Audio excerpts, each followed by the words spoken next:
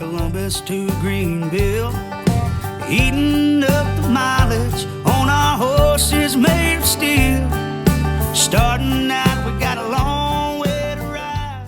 Welcome to episode next of MotorMouths, very appropriately named. I'm Brian. I'm Ronnie. So, what have you been up to? Well, not a lot really. Just living life. Went down to my other shop in Hinesville and put a new washing machine in down there.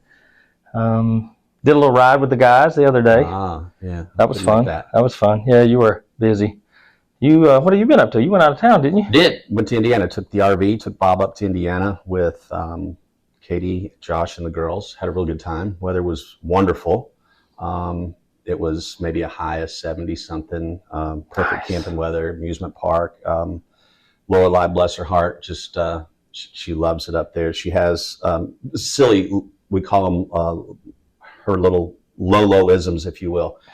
We were going to an amusement park, and she didn't want to ride any roller coaster that had hoop-de-loops. Hoop-de-loops. She didn't want to do any hoop-de-loops. So nice. It was a lot of fun. So, nice. And then you went to Biloxi. Show me the money. I don't know what to do with my hands. Yeah, my nephew's getting married in September, and he wanted to do his bachelor party in Biloxi. He just turned 21, so he wanted to do that. So we graced him with our presence. I was like, why do you want to take an old man to your bachelor party? He's like, you guys are fun to be with. So there's that. I sense a theme. Also, I'm excited today. Why? We're getting political. We're going to get really political today. Well, are we? Yes, we are. Okay, let's get political then. Okay, because we have the president of CSU with us. Woo! Welcome. That's not political. It's as political as we get. Political as we're going to get. Okay. There's the word president in there, so that's all good. So first of all, thank you for agreeing to come on here and talk with us. But as we're going to do with the rest of the riders and everything, tell us a little bit about yourself. How was it growing up? Where did you grow up? What got you here? So I grew up in God's country, Tuscaloosa, Alabama. Roll Tide. Yes, absolutely. Born and raised there. And when it was time for me to go to college, I was like most seniors in high school. Like I wanted to go away to college. I wanted to do something different. I'd been in Tuscaloosa for all of my life. And so when I thought about the University of Alabama, I wanted something completely different. So think small town, large university. So I was like, I want a big city and a small college. So I ended up going to Rhodes College in Memphis, Tennessee. And total student population about that time was 1,200. When I walked to the first football game on campus, my high school stadium was bigger than Rhodes Football Stadium. Wow. But it was a fantastic place for me to be.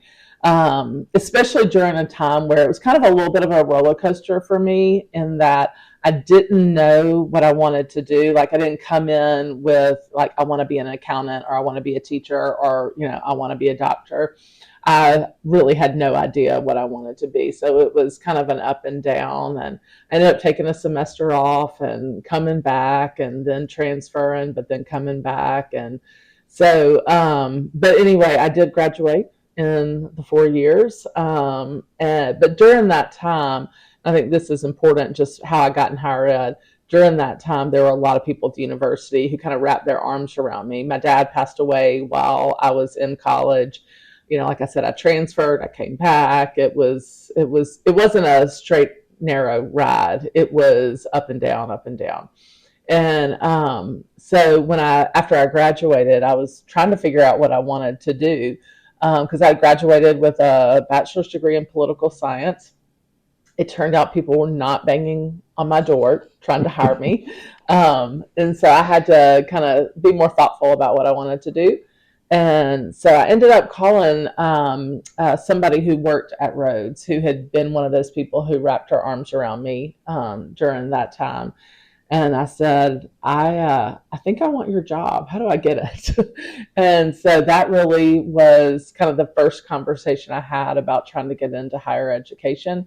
And from there, I have been in higher education since 1996. And except for 2 years when I worked at TSIS here in town. But I worked in their education department, so it made sense. Yeah. So a real quick story about that. My daughter, Katie, Yes. First of all, let me say that both of my children have their undergraduates and their masters from CSU. Yes. So coming out of high school, Katie, she wanted to get out of Columbus. Yep. She wanted out of here, and she applied at UGA, and she got deferred. Okay, we kind of like you, but we don't know yet. Yeah. And so she was a little hopeful, and then she got the letter in January, said, "Now we're going to pass." Yeah. And that was devastating to her. Yeah. She was not happy about that. She had her heart set on getting out of here, getting up at Athens. Yep. So she was looking at other schools. She was looking at Georgia Southern, and then she said, "I'll just go to CSU." Kind of that way. I'll just go to CSU. Well, then she got at CSU. She got involved in the Greek life. Yeah. And she wound up loving it here, loving it so much that after she graduated, she worked here for 10 years. Yep. So my wife and I support CSU. We love our hometown school, but it was interesting that Katie had something similar. She was looking to get out of here, but wound up staying here and absolutely fell in love with it. So. Yeah.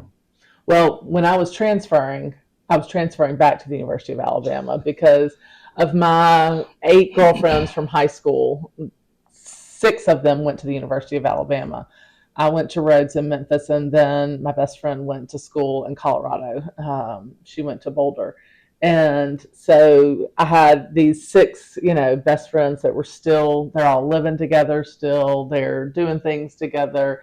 It happened to be the year that Alabama won the national championship in 1991. And so you're thinking which one? Yeah, That's exactly what I was thinking. Yeah. This is the Gene Stallings one. And so, they were having a great time, and it was just, comparing the 2 experiences. So there was a draw home as well. Yeah. So from your path to college, tell us how that took you from there to CSU. Okay. Well, so my first, so I worked at Alabama. I got my master's at Alabama, and I worked there for a little bit, did some stuff in leadership development, Greek life, and then started a doctoral program at Alabama. And the faculty at the time were saying, what's your dissertation going to be? And they kind of kept hounding me, and I didn't know. And so finally I said, I'm not ready for the doctoral program because I'm not ready to commit to, a specific topic to do research on. So I ended up starting to apply for jobs, and I think this is important. So I applied and got a job at Middle Tennessee State University in Murfreesboro, Tennessee. And it was one of my favorite places that I've worked. Columbus State is my favorite, and I'll talk about why in a second. But Middle Tennessee, it was really great because you think about some of the student body who I was working with at the University of Alabama. I was doing some stuff in Greek life. I was doing stuff in leadership development, orientation, and student affairs, people who were very actively involved on campus. They had a sense of entitlement, may not be the right word, but they were less engaged because they knew what their path was. And after I worked at MTSU, I did finally decide to go back and get my doctorate, and I did that at Vanderbilt. And eventually I quit my job at MTSU and went to work at Vanderbilt because they were paying my tuition, which was a lot. And so I went to work with them, and it was a change back to the type of student I was working with was similar to Alabama. And what I realized in that moment, that time period, was it was a mission like MTSU, where for those students who go to school there, it's not a given that they're going to go to college. It is, if you're going to Vanderbilt, you're going to college. It's just a matter of where.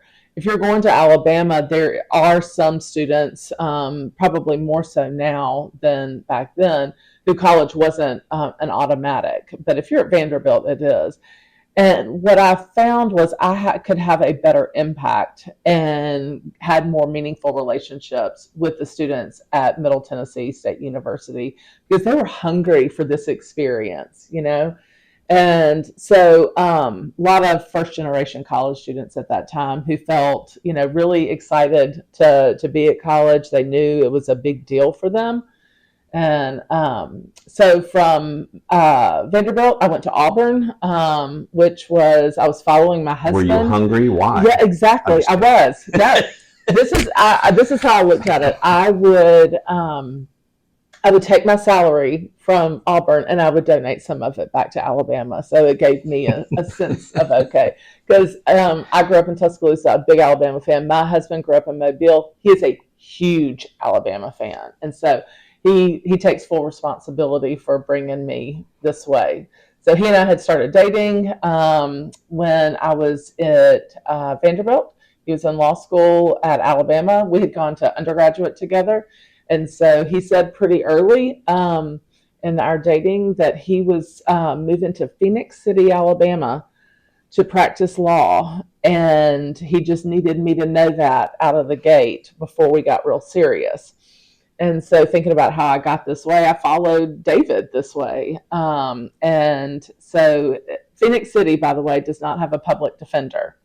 They farm those cases out to local attorneys and then they get paid by the hour from the state. And so he knew immediately he wanted to go into the courtroom. He did not want to sit and write briefs for 7 years. And so this was his way to do that. So anyway, I followed him. And so Auburn was close by. And anyway, did that for a while. When we decided to have kids, we were like, well, we were living on the Lake Harding, in a Carolina blue double wide trailer that my mother was like, you have a doctorate. Your husband has a law degree. What are we doing here?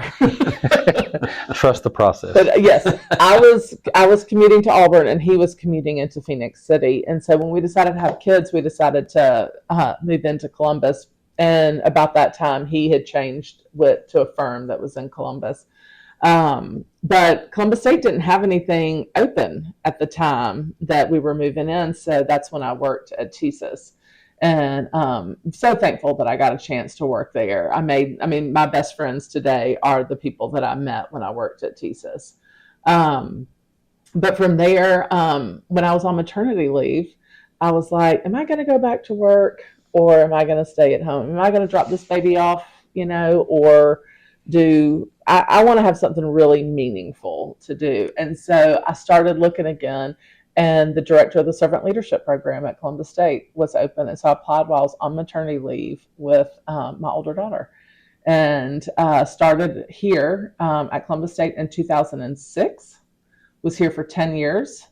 And then left for 7 years. And then came back in 2023. But going back to MTSU and understanding kind of the student population there, when I came to Columbus State, it was MTSU on steroids for me. It was meaningful. It was impactful. The students here are amazing. They are hungry for the experiences and the opportunities that we were trying to provide them for leadership development and experiences that they may not have had otherwise. And again, I felt like I was with a group of sponges, my students. They were soaking up everything. And that's not to say that they're all perfect and they were all just focused on their studies, but they were soaking up the experience of being in college. And so that's what has made me so committed to the mission of Columbus State, because you see the transformation that it can make in students' lives. I like how she said that. Make a difference in one child's life. Exactly. Yep. All right, so I'm going to lean into something that is hard for a lot of people to understand. Sure. So you've got this wonderful school on steroids here that we all love, and there's a tremendous amount of money flowing in and around here. So explain to maybe people that don't understand, how do you get by on a state budget versus how do you take a gift of $1 million from the Miracle Riders, and how's that transformational? What's the difference there? Why should we give CSU $1 million? Sure. So I can think of several reasons why. I'm going to start with what I think is probably one of the most important reasons. And really it's the impact on our students' lives. So make a difference in a child's life. We need to get away on our campus from calling them children because most of them are 18 or above. So we say make a difference in a student's life. This is transformational for these students when they come here. And the Miracle Riders have invested, and I think of this as an investment. They have invested in our nursing students in a way that is paying dividends throughout our community and other communities. So when I think of servant leadership just generally, and I'm going to put it in the context of this, it's like throwing a rock in a lake. There are ripples that go out, and those ripples are the impact that you have, and you never really know where they're going to end. And so the Miracle Riders and the money that they've raised are having a significant impact on the education and the training of students who are going to be going into hospitals. They're going to be going into doctors' offices. They're going to be treating patients. They're going to be walking alongside patients who, for the most part, don't want to be where they are. They're going to be interacting with families who are under extraordinarily stressful conditions. I think back to the most recent NICU mannequins that y'all were able to provide for us. You think about the stress and the fear, the anxiety that families have when they have a child in the NICU. Prior to y'all raising money for us to be able to have the NICU mannequins, our students did not have the ability to interact with a preemie baby unless they were in the NICU at the hospital. And frankly, that's the last place that you want them to start.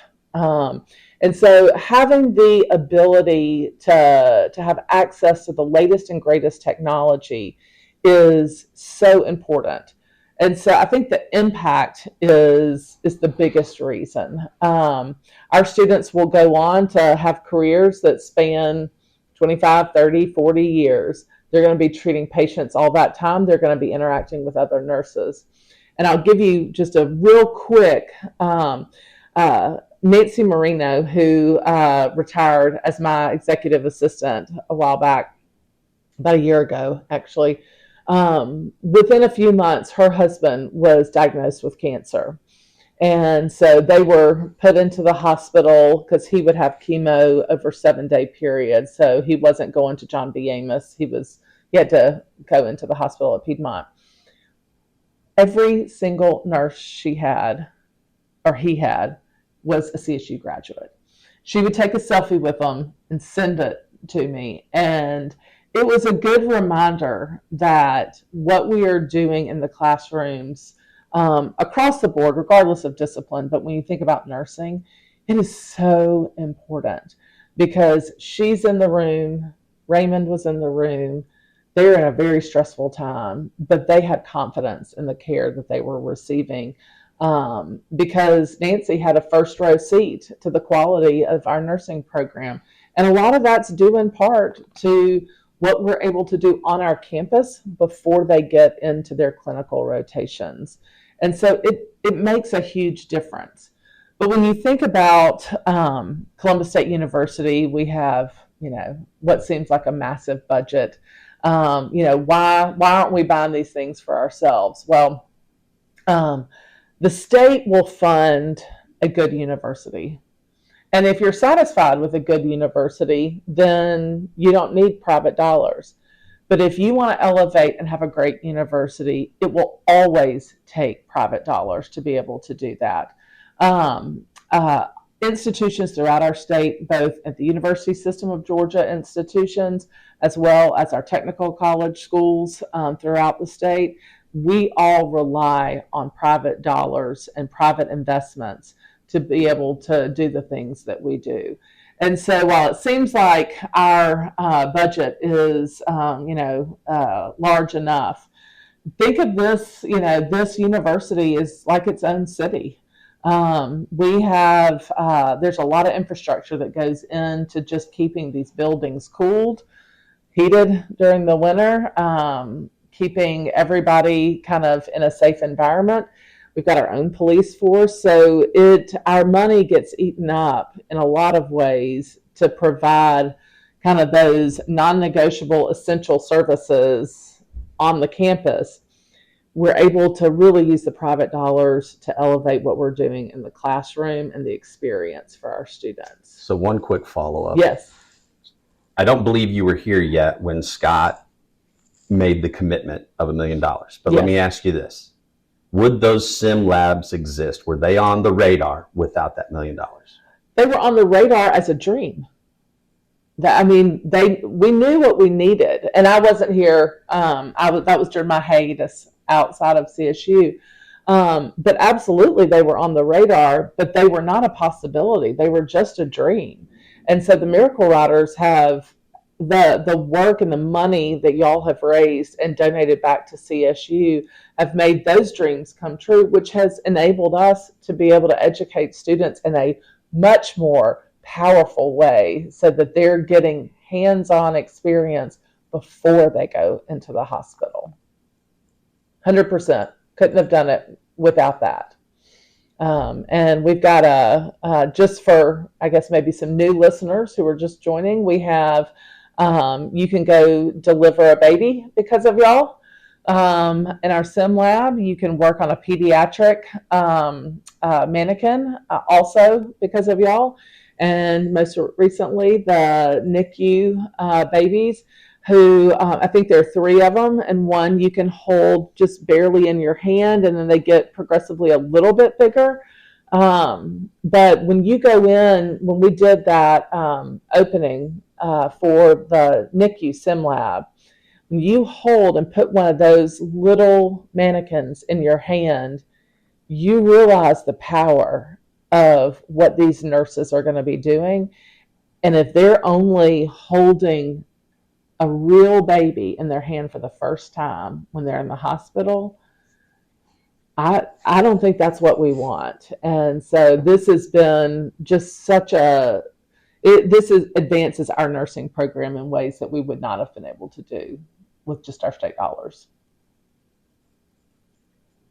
Mm-hmm. Mm-hmm. Well, we've been through the NICU, and it used to be part of our rookie orientation, if you will. And when you walk through there, I mean, Dr. Levine would walk us through there, and these parents are sitting at this incubator bed that we bought, that these people that are sitting around their child, they don't know why we're walking through there necessarily. Yeah. And the look in their eyes, it's not hollow, it's help. They're just looking up and just saying, help me. Yeah. And their eyes, and they're saying thank you, but their eyes are like pleading for help. Yeah. I'm getting chicken skin. I am too. I'm tearing up and I'm getting chills. So the week before I started this job in 2006, one of my best friends who I had worked with at Middle Tennessee State University, she had her first daughter who came very, very early. So I went up to go stay with her, and we would go visit Kate in the hospital. And actually, it's my friend Maggie who joined us in Chattanooga. She lives in Chattanooga now. Yeah. Her first daughter was born in the NICU, and it was one of those where, like, her husband's wedding ring, like, fit on her leg. And so I had never, she was my first close friend who had a child who had to go to the NICU. And that was a traumatic experience because it's just so unfamiliar. And it is shocking. It really is. So I can absolutely see when y'all are doing your orientation, seeing those parents like a deer in head. I mean, what do you do? And but now we've got nurses who are going to be going into that NICU at Piedmont who will have worked on Been mannequins. there, done that. Yeah. Got it. Exactly. With confidence. Yes. And I want to see that. If it's yes. my child or grandchild, I want to see that confidence. Yes, absolutely. So I think you kind of touched on it a little bit, but ultimately, what do you think the impact of those labs are going to have, not only as the students, but the community as a whole? So I think, when you look at any community and you think about the health of the community, you're looking at what are the economic opportunities to come in and get a job. You're looking at what are the educational resources within the community. You're looking at healthcare and what sort of healthcare do you have available in your community. When we think about Columbus as our community, when we think about how do we make this a community where we can all live, work, play, and have a meaningful life, those are the things that you're looking for. Those are the kind of the basics of what you need. And I think that the way that we do healthcare is so vitally important as we are trying to recruit new businesses to come here, as we are trying to recruit new people to move to Columbus, Georgia. One of the first questions is going to be, what's your healthcare look like? Especially as we see so many communities losing healthcare as a part of the fabric of their community. In rural Georgia, we are losing hospitals every year. Which means we're losing access. And so our role in providing healthcare providers, is so incredibly important for the future of this community, because all it takes is for several companies to leave here, for there not to be enough population to warrant having really 4 hospitals here in town, when you include Martin Army, when you include Houston, St. Francis Emory, and Piedmont. We are so fortunate in this community to have access to this healthcare, but it's not something we should ever take for granted, because we see communities all around us that are losing that. And so one of the ways that we're able to have and continue this is because of the Mercer Medical School, because of Columbus State University, because of Columbus Tech, and all of the degree programs that we have that fill those hospitals, the doctor's offices, with qualified, high quality individuals who are doing this. And so I think the benefit is not just to that one patient who's going to receive care. It's really a community benefit. And like I said, we're very fortunate to have access. I never thought about that, as we do our thing and we make a difference in one child's life, and then we were able to fund these sim labs, but I never had a thought what that would do to the community. Yeah. Like if there's some prospective company wanting to come to town, well, what do you got over there? Oh, yeah. Okay, that's cool. They don't have it at anywhere else in Georgia. Yeah. You're damn right they don't. They got it right here at CSU. It means a lot. And I don't think that we always think about that. I mean, you just... Yeah. But every business depends on customers. And the more customers we have, the more businesses are able to thrive. And so I heard somebody one time say, yeah, well, Columbus State, I mean, I don't hire people from Columbus State. Okay, that's fine. And the nature of the business was not our degrees. It was more aligned with Columbus Tech and some of their degree programs. I said, but when you think about a workforce from soup to nuts in any community, you're going to need people who have no college degree at all. You're going to need some that have a 2-year degree or a certificate of some sort. You're going to need some with 4-year degrees, master's, doctoral. You're going to need the gamut And the more you have, the more your business is going to thrive. And so right now, and this is true kind of in economic development all over, the number one question is, what's your workforce pipeline? How are you going to get me employees? If I'm going to move to your city and I'm going to bring 500 new jobs, how are you going to help me fill those jobs?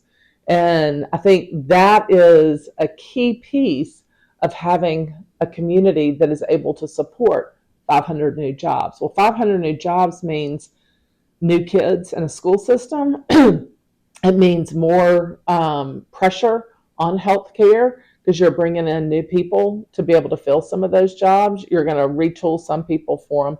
But it's a whole package, and we need to be able to say that we can provide the best all the time. And I know when I was pregnant and was thinking about where I was going to deliver, and at that time St. Francis was not an option, but it was Piedmont or Doctors hospitals, really Midtown Medical or Doctors. I wanted to be at Midtown Medical, Piedmont now, because of the NICU. Because if anything went wrong, I didn't want there to have to be an ambulance ride from across the street, basically. But those are calculations that people are making every single day. And the fact that we're able to provide education that supports that in particular means that we're going to be able to stand up. That also takes people like Dr. Levine as well. Incredible man. Dear friend of the ride. Absolutely. So we are blessed with the Miracle Ride having a lot of great sponsors. And, one of the biggest ones that we've had forever, obviously, is Country's, Country's Barbecue. And the wife makes me take her there during dumpling season, which starts in January. We go 2 or 3 times a week. Now it's my turn because it's cream corn. Yes. And July 1st, they started blueberry pie. So I have a lot of reasons to go eat at Country's. One thing, chili. I have chili every time I go in there. It's 110 out there right now. Yeah. I will go have chili. I love the chili. See, for me, it's the onion dip. Boy, that's good too. So I don't know. I'm not asked Scott for his secrets, and I don't want him. Yeah. Miss Carrie does all the desserts back there. She's a huge Braves fan too. But Country's has obviously been very good to the ride. But CSU has a relationship with Country's as well. Yeah. That's a really neat thing, and my grandchildren get to participate in that. They do. Country's this year sponsored Children Free for all athletic events. And we saw a huge uptick in our attendance because of that. It's hard these days to be able to take your kid for an afternoon or an evening of fun and excitement without spending a pretty ridiculous amount of money. And so Country's has enabled families to be able to bring their kids out and watch some pretty stellar sporting events. Our basketball teams, both our men and women, did a phenomenal job this year. They were so fun to watch. And so we were loading up the Lumpkin Center with kids because they could go for free. Same with our baseball and softball, just having a presence. And, for that purpose, we're really a community asset in that way. But Country's makes it accessible to all kids to be able to come and enjoy and partake without having to spend a fortune. Yeah. You can't go to the movies for a family without spending about $100. Probably more. Yeah. So Toy Story 5 is out. I'm about to find that out. Yes. So my granddaughter Piper loves to walk around campus, and she loves Cody. Back when she was little, Cody the Wooger. The Wooger. I love that. So Cody the Wooger, but they love interacting with Cody when Cody walks around. And I'll be straight up honest. I'm not a soccer fan. I don't know anything about it. I don't get it. But the wife and I, Linda and I, would come to the women's games because, and here's what I like: you can hear what's going on. You can hear them talking to each other. You can see them communicate. And you watch. You can see them set up a play, and it's like wow. And they're very good. Yes. So you've got a jewel in Coach Entlick. He He's amazing. He is. Our women's soccer team. So let me just give you a couple little facts about our women's soccer team. They go to the national competition every single year. It's just a matter of how far they make it. But they also have the highest GPA of any sports team. They usually run about a 3.7 for the entire group. And I think in the fall, this is in the middle of their season, that's why I'm using the fall. I think they had 14 players who had a 4.0. Wow. And about half of that team is in the servant leadership program. And so they're also doing community service hours as well. That group of women, I mean, we should all hire every single one of them because they have shown a commitment to excellence. They're going to put the time in, do the work all the time, but they also have a servant's heart, and they're smart. Nice. Well, Piper just finished soccer camp. I know cheer camp's coming up. Yes. So again, when we come to the basketball games, Piper and Lorelai both interact with the cheerleaders. They know them all. They point and they wave, and we do all that stuff. So anyway, my family's very connected to CSU. Athletically and in other ways. I give some of my own money. Yes. Didn't go to the Miracle Ride Fund. I sent it straight to CSU. And we appreciate that. I gotta take care of hometown. Yes. I will wear my gear. Yes. I don't wear my Indiana stuff. I don't wear my Georgia stuff. When I come to CSU events, I wear my CSU gear. I appreciate that. So it's like, no, I'm supporting this team here today. You know, Well, there might be Indiana under it, but I will be more than happy to trade out with any of your listeners, any of their gear for CSU gear. So if anybody wants to turn in a UGA t-shirt, we will make sure that we get you a brand spanking new, wonderful Columbus State University watch it. I hope t-shirt. that goes over big. I really do. Yep. I really do. Yep. So I started with the countries, but you had Scott give the commencement speech. Now, everybody has a boss. But how did you get that one through? Well, I will tell you, Scott's story and his heart, we should replicate that in every possible way that we can. We should expose people every single day to Scott and his heart for service. And that's really, we're celebrating students earning their degree, but we're also sending them off into their next during commencement. And it's not just about the degree, it's about the person. And I can think of no better person to put in front of a bunch of recent college grads. And I say recent college grads, I'm not just talking about our very traditional age population. I'm talking about our doctoral students sitting on the front row during the College of Education commencement. Every single one of them needs to be thinking about what their impact is going to be beyond. They've earned the degree. For so many of them, they already have their job lined up, or they've got their admission to graduate school, or they know where they're going to be stationed if they are commissioning. And what we want to do is leave them with this idea that that's not all of who they are, and that's not all that is going to be expected of them. So Scott was the perfect commencement address speaker, because his story is what we want from every single one of our graduates. And the story that he has is agnostic of whether you have a degree or you don't have a degree. It's about who you are as a person and what you choose to spend your life on.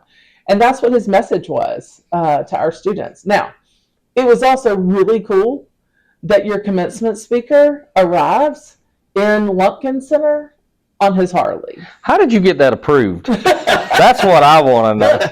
I'm the approver. Well, there you go. There you go.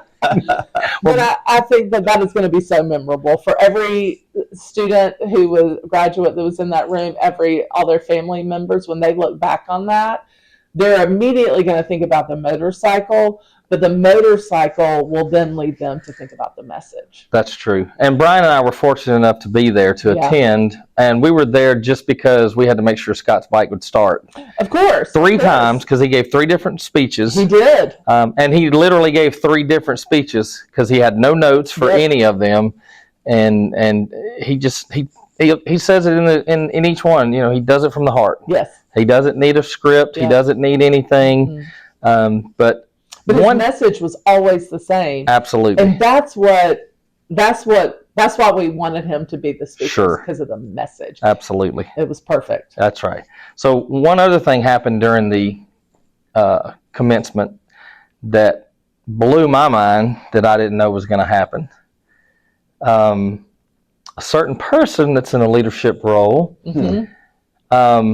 you know, there's a lot of pomp and circumstance, and you know, I believe the garb is called regalia. It is. Okay. Regalia. There you go. Regalia. Everybody's in their regalia. Yes. It's very, very structured and very, you know, there's so many things that has to Well, be they call done. it pomp and tradition. circumstances for a Yeah, reason. Correct. Yes. A lot Correct. of pomp and circumstance. And I was standing side backstage, and lo and behold, someone, what did you call it? Regalia. The regalia. Just tore off their regalia. And what were you wearing? I was wearing a vest, a leather vest that made me kind of an honorary member of the Miracle Riders. So I have my own vest. It's got the CSU logo on it. It's got my name on it. And I was fortunate enough in 24 to be able to join y'all on the ride in Indianapolis. And not in Columbus, Indiana. That's right. I flew into Indianapolis. So I joined y'all on the ride to celebrate, you know, and just to have fun. But then I got to ride from Macon to Columbus. And so I think for that reason, I was deemed kind of that year an honorary. And I wear that vest every chance I get. I feel like a badass when I wear it. And people look at me different, and I like that. But it was also, you know, I mean, I feel like y'all are a family, and I feel like I'm just, you know, maybe a stepchild in that family. I get to be a part of the work that y'all do. And so, anyway, it was fun for me to bring a little bit of levity to what is a very important and a celebration that is so meaningful, but also to make it memorable and to show my adoration and my support for Scott and for the work y'all do. Did the rest of the faculty have any idea you were going to do that? No. And did they get... No. I think they all had smiles on their faces. Everybody that I could see had a smile on their face. And I very properly went back to my chair and eventually put my regalia back on. Which I understand. Yes, you know, we've got to do that. But I can't imagine that's happened too many times across this country, let alone state. Yeah, probably not. Probably not. First time I've ever seen it. Yes. Well, you should have seen us backstage. You know, Hail Mary, please make this motorcycle start. We had it on a battery tender the whole time. I was there to, I don't know, hold the phone for Ronnie. If something broke, he could have fixed it. Yeah. Oh, it's like, oh, Scott, he's got to go. Yeah, we were high-fiving to celebrate. Yeah, we got her done. Yep. That's good. For sure. Well, that's actually the exact same sentiment that every single graduate in there was thinking. They were like, oh, final exams. Got her done. Let's go. Yeah. So we had 3 final exams that day. We did. You absolutely did. You passed all of them. Yes. Yeah. Absolutely. So, by the way, I'm very, very proud of this. Yes. Very proud of my alumni, or honorary alumni. Yes. So, I do wear it a lot. Good. I really do. And I'm just daring somebody to ask me, what year did you graduate? And I have to tell them it was 21. Yes. Mm-hmm. That was the first year we rode for CSU. Yes. So you mentioned Columbus, Indiana. You know, I drive past there a lot when I go home. And I say, there's the exit right there. We go down and read these big brick columns. That's really cool. The mayor was very welcoming, but we filmed a little video there too. You remember doing that? I do. We were at dinner. Who was that about? Dinner? It was at lunch. Sitting right there. Yeah. Okay. Yeah. Who were we not talking about? Who's George? I don't remember You his came up name. with a quote that has stuck. Yeah. I remember that. You were interviewing me, and it was an either-or type situation. And it was It was me like or... Me, it was me or Who? it was him. That was so fun. Hi, I'm Ronnie. Who's Ronnie? Finally. Who's Ronnie? No. People can go back. We posted that to our YouTube page. And by the way, if you get a chance, get over to our YouTube page and subscribe, and you can see a lot more content. But when you said that, we do that all the time now. Yes. All the time. Who's Ronnie? We hit him with that all the time. So my That question, was awesome. Yes. was it your idea or was it your idea? We'll never tell. Oh, I'll tell. He's an open book. Just ask him. No, we started that earlier in the ride. It was a this or that, and some of it was was. just to have fun with the guys. Yeah. And let them get to know other people. And Ronnie and I spend all day on the phone. Literally. Absolutely all day on the phone, riding down the road, making the time go by. And a mind is a terrible thing when you let it wander. And two minds together wandering down a path. It was a lot of fun. Two similar minds. There is so much we talk about that we can't talk about. Yep. Our minds go, and it's funny to us. Yeah. It's just funny to us, and it makes the miles go by. But we were having this conversation about each of the person we were going to talk to, and we did call back to Columbus and get a couple of questions for you. I think one of them was Pepsi or Diet Pepsi, and it's neither, right? You said Pepsi or Coke, and it's neither. It's Diet Coke. It's always Diet Coke. That's exactly how she said it in the video. Yeah, It's yeah. always Like, diet. You can ask I anybody knew- on this campus, the any of my answer. friends. It is rare that I'm without a Diet Coke in my hand. Yep. Yep. We knew that. But anyway, we had a lot of fun with that. Yeah, We really did. it was. Another one of them was McDonald's for countries. Oh, That yeah. was a setup. That was. was. I'll be honest. I was tossing you some softballs, Yeah. but not everybody got those. Like Joel, it was great. Cats or more cats. No! No!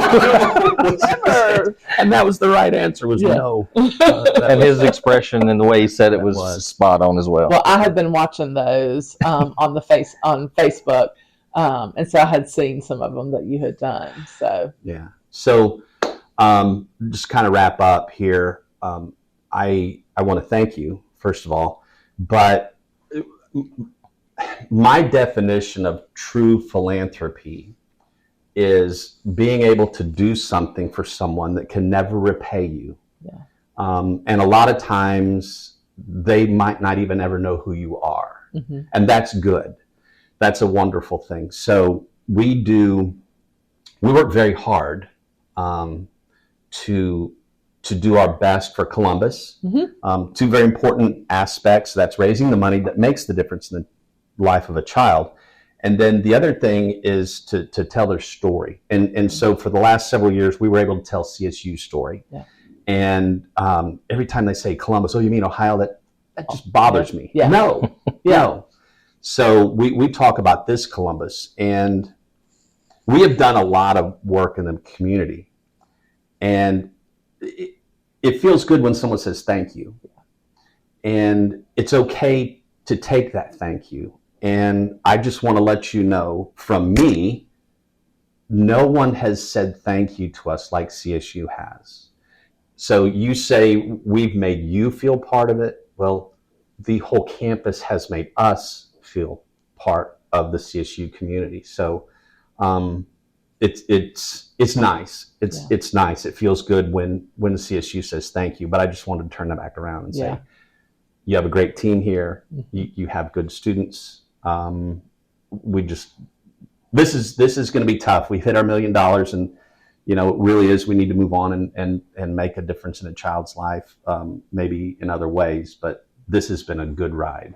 Well, it has been a great ride for us, and we are so appreciative of the time, effort, and energy that y'all have put in to raising the dollars and to telling our story, because oftentimes it's the people who are not directly involved in the story. When they tell the story, it's more meaningful because it's real, it's organic.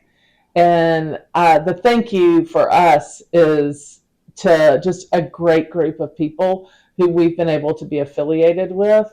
And that thank you, I think, you know, philanthropy is about making a difference. It really is. And the difference that y'all have made, we will never be able to fully account for. And that is so powerful. One of the values of Columbus State University, and I think of Columbus, Georgia, is servant leadership. We hear that term tossed around a lot now, but we've been talking about it since the late 90s in our community. And servant leadership, I used to teach this, but it has a definition, and a lot of people don't really know what that definition is. But it's really about meeting the highest priority needs of the followers, and then understanding how you can have an impact to help them grow and become healthier, freer, wiser, more autonomous. And this is the other part, and more likely for them to become servants. And that's what y'all do.